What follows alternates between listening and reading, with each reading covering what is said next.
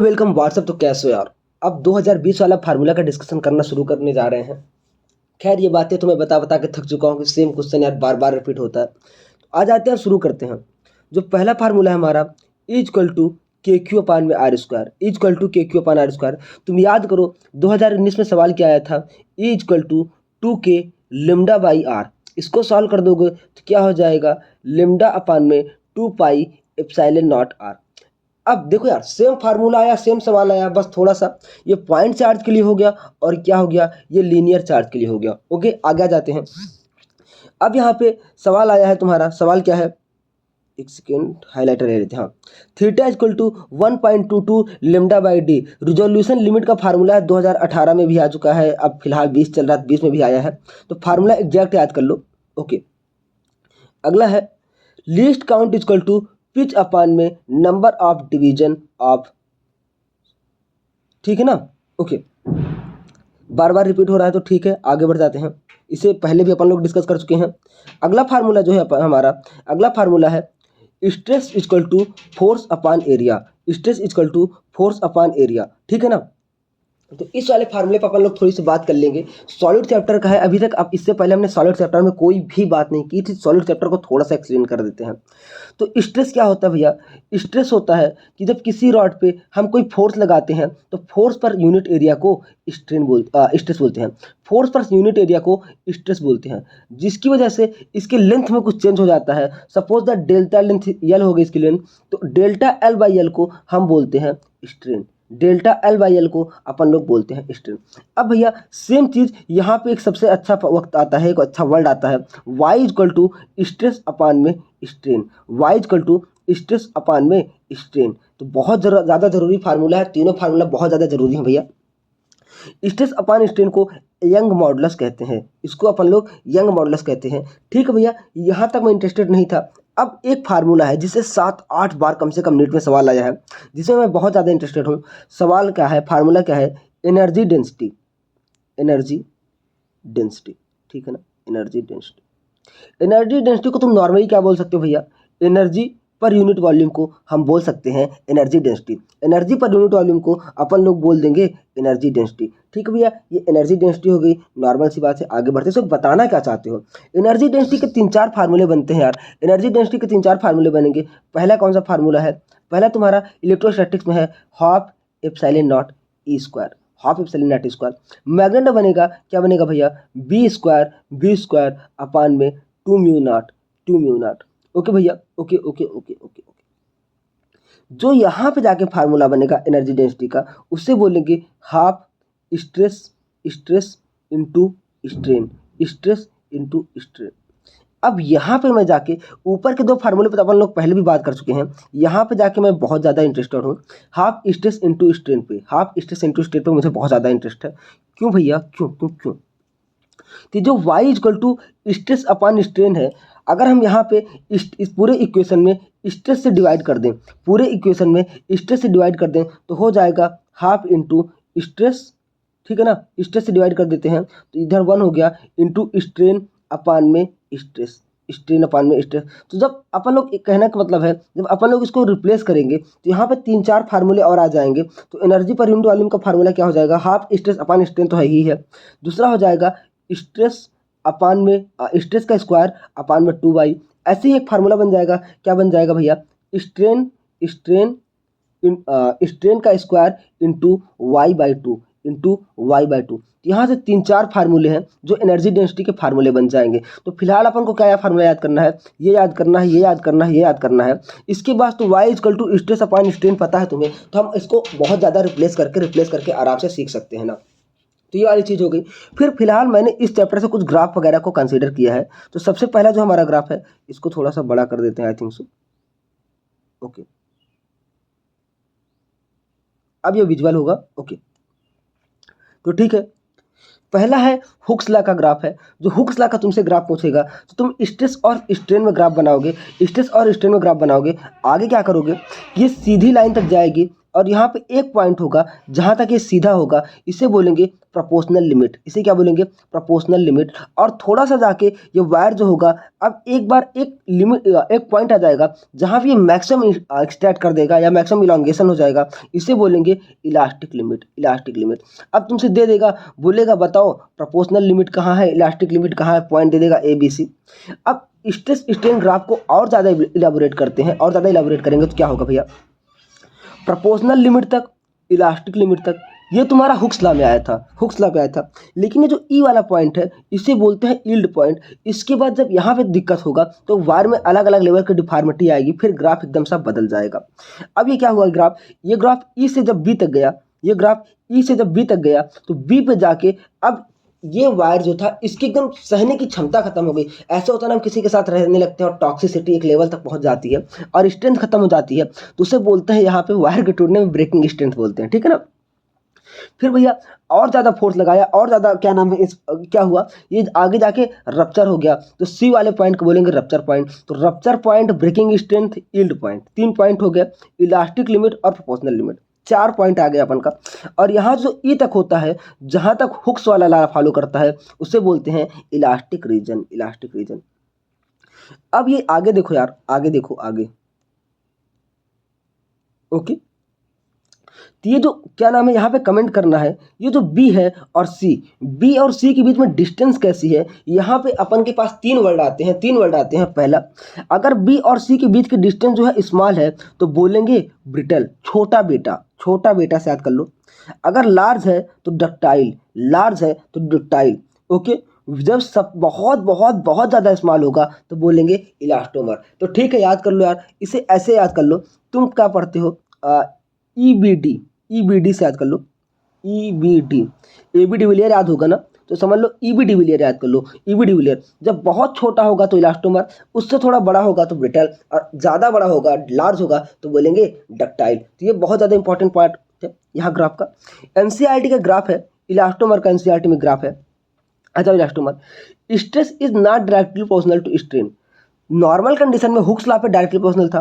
अब अगर stress strain के डायरेक्टली प्रोपोर्शनल नहीं है तो इसे बोलेंगे इलास्टोमर। इलास्टोमर का ग्राफ ऐसे बनता है, और देखना मुंह किसकी तरफ ओपन होता है? मुंह ओपन होता है स्ट्रेन की तरफ, मुंह ओपन होता है स्ट्रेन की तरफ। तो भैया इस बात का याद रखना।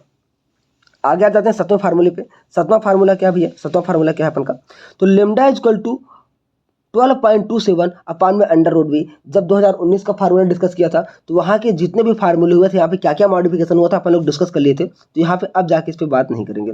अगला 8वां है, lambda is equal to 1 upon root 2 pi N D square. इसे बोलते हैं मीन फ्री पाथ। बहुत दिन से वाला फार्मूला नहीं आता था, लेकिन ये रिपीट बहुत ज़्यादा होता है भैया, याद रखना। मीन फ्री पाथ, ये क्या लिख दिया भैया? मीन फार्मूला नहीं है ये मीन फ्री पाथ है, ठीक है। तो आई थिंक सो यह चीज़ अब आपको याद होगी।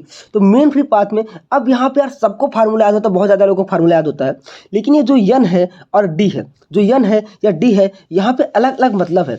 यन क्या होगा? ये जो यन होगा ना, ये यन है नंबर, नंबर नहीं है भैया, ये नंबर पर यूनिट वॉल्यूम है, या N/V है, जिसे अपन लोग बोलेंगे नंबर डेंसिटी। क्या बोलेंगे? नंबर डेंसिटी, नंबर डेंसिटी बोलेंगे, ठीक है, ठीक है। अब जो होगा डी होगा, जो डी होगा वो होगा डायामीटर, डी होगा diameter of molecule, diameter of molecule हो जाएगा, ठीक है।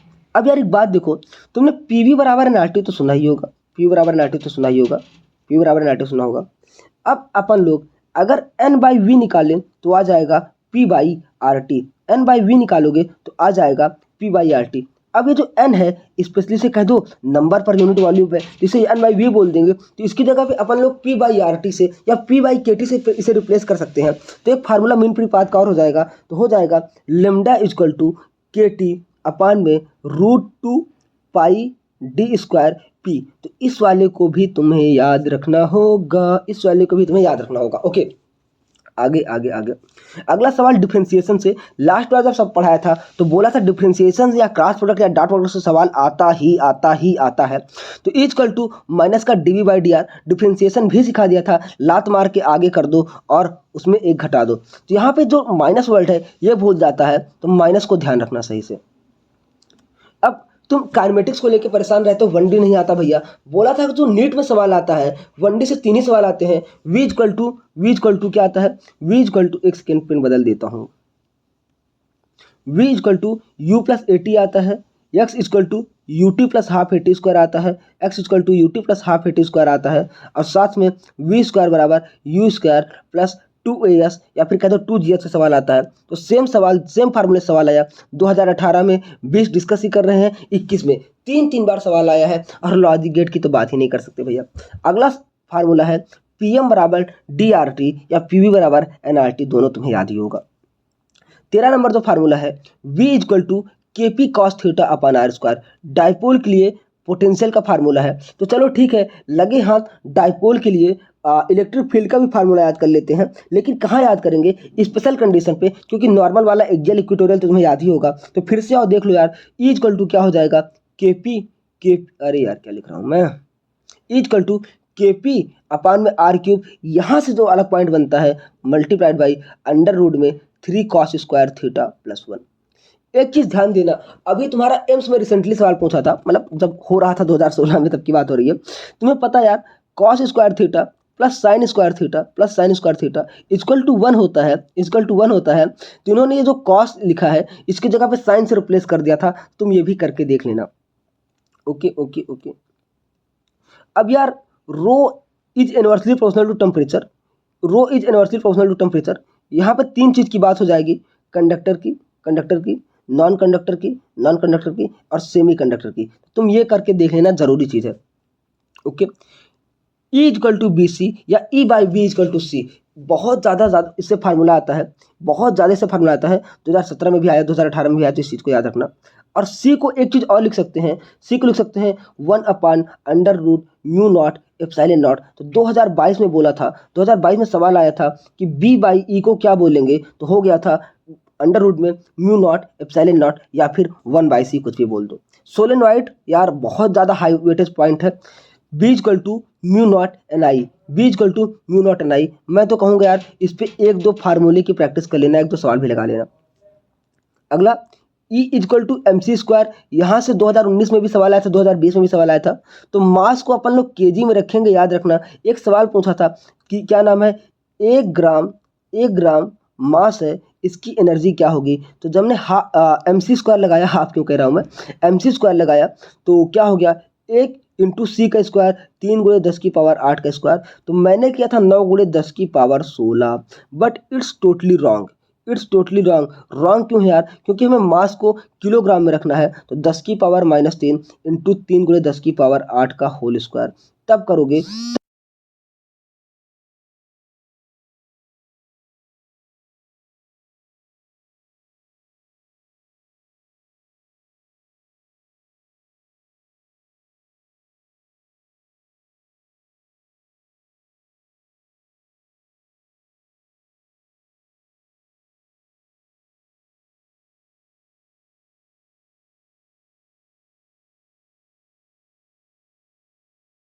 एक्सेप्टेबिलिटी उतना ज़्यादा ज़रूरी नहीं है, लेकिन हाँ याद रखना, यहाँ पे एक चीज़ और याद रख सकते हो, जो क्यूरी लॉ होता है इनवर्सली प्रोपोर्शनल टू टेम्परेचर। अब तुम कमेंट में करके बताओ कि पैरामैग्नेटिक के लिए होता है, डायामैग्नेटिक के होता है या फेरोमैग्नेटिक के लिए होता है, ठीक है। Mobility equal to V D upon में ई, ये भी बहुत ज़्यादा ज़रूरी फार्मूला है। Mu equal to V D upon में ई, तो इस चीज़ को याद रखना। ये फिलहाल ये समझ नहीं आ रहा है कहाँ की बात चल रही है, आगे आ जाते हैं।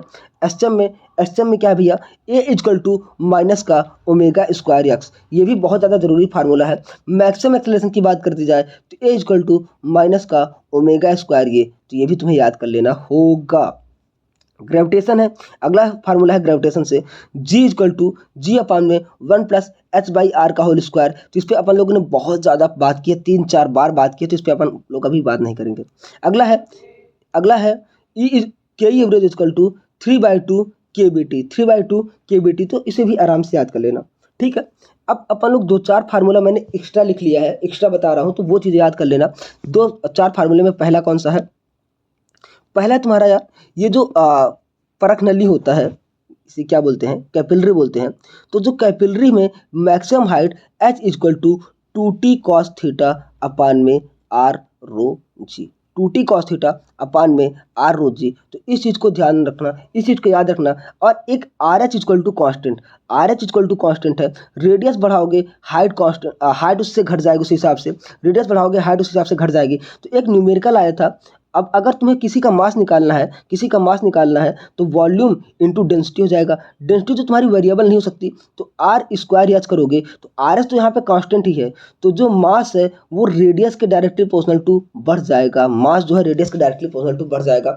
बोला था भैया कि 4 ग्राम क्या नाम है, एक परख नली है, एक क्या नाम है ये टेस्ट ट्यूब है, मतलब एक कैपिलरी है, इसमें 5 ग्राम वाटर भरा है, 5 ग्राम वाटर भरा है।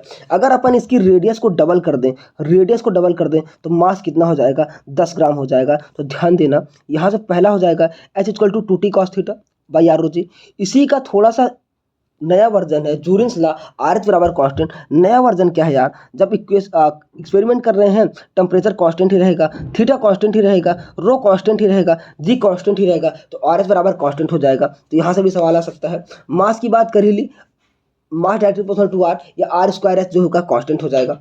ठीक है ठीक है ठीक है। ये दूसरा है, बहुत दिन से अपन लोग यंग मॉडुलस की बात कर रहे हैं, तो यंग मॉडुलस के थोड़े बहुत फार्मूले देख लेते हैं। वाईडीएसई की बात कर रहा हूँ अभी, वाईडीएसई।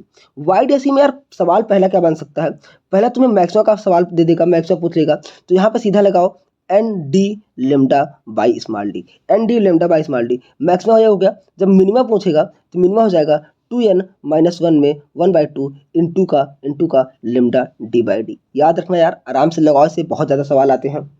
दूसरा तुम्हारा फ्रिंज क्या नाम है, फ्रिंज विड्थ हो जाती है। फ्रिंज विड्थ क्या हो जाएगी, lambda D by D.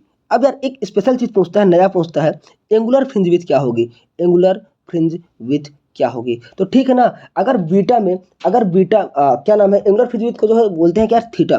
Fringe width को क्या बोलते हैं, एंगुलर फ्रिंज विड्थ को थीटा। अगर क्या नाम है, अगर हम लोग बीटा में डी का डिवाइड कर दें, बीटा में डी का डिवाइड कर दें, तो इसी को बोलते हैं एंगुलर फ्रिंज विड्थ। बीटा में डी का डिवाइड कर दें तो अपन लोग इसी को बोलते हैं एंगुलर फ्रिंज विड्थ। ठीक है ना, beta by D. Okay okay okay.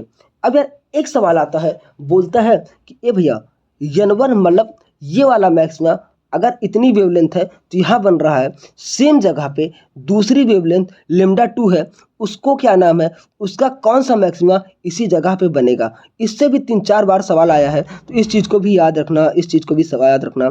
ऐसे ही सेम चीज़ एक तुम्हारा थर्मो में सवाल बनता है। थर्मो में क्या सवाल बनता है, थर्मो में सवाल बनता है अल्फा वन L1 बराबर अल्फा 2 L2। तो इस चीज़ को ध्यान रखना यार। आज बहुत ज़्यादा फार्मूला नहीं थे, जिससे अपन लोगों ने बहुत जल्दी कवर कर लिया, क्योंकि अब पुरानी चीज़ें अपन लोगों ने बहुत ज़्यादा डिस्कस कर ली है, तो अब उतना टाइम नहीं लग रहा है। तो जो अगला सेशन आएगा उसमें मैं 21, 22, 23 तीनों कवर कर लूँगा, 21, 22, 23 तीनों कवर कर लूँगा, कि बहुत ही ज़्यादा ज़रूरी सीरीज़ है यार। इससे तुम बहुत अच्छा स्कोर कर सकते हो, 80 है तो 120 हो ही जाएगा। फिर मिलते हैं नेक्स्ट वीडियो में, और अच्छे से मेहनत करते रहो, जो होगा देखा जाएगा।